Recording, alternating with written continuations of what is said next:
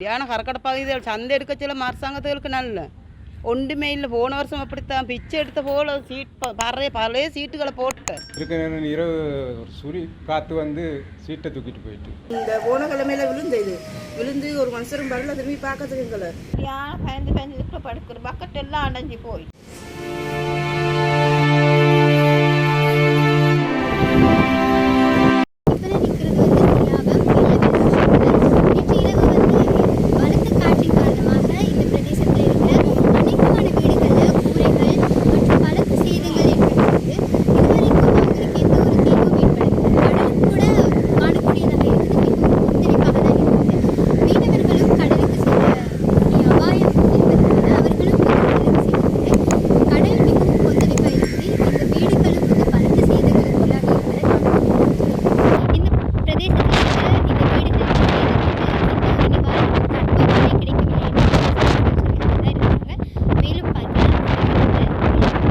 நாங்கள் அம்மா ரோட்டில் இருக்கிறோம். அங்கேருந்து நேரம் இந்த அங்கே கொஞ்சம் இங்கே வசதி இல்லாத சுட்டு அங்கே இருக்கிறோம்.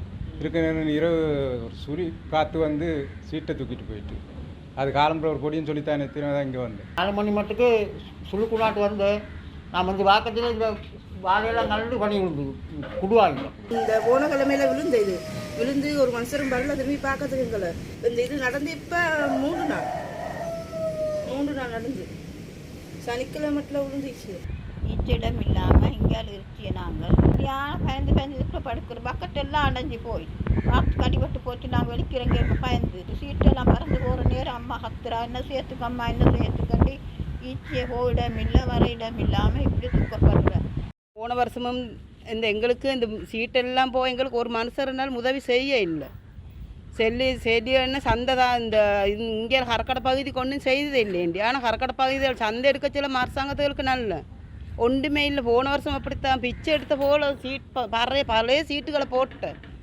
இப்போ இந்த திறமை காற்றுக்கு எல்லாம் போயிடுச்சு. எங்களுக்கு இது கண்டாலும் என்ன உதவி ஒன்று தந்தால் போதுமென்று தான் நாங்கள் சொல்லியே.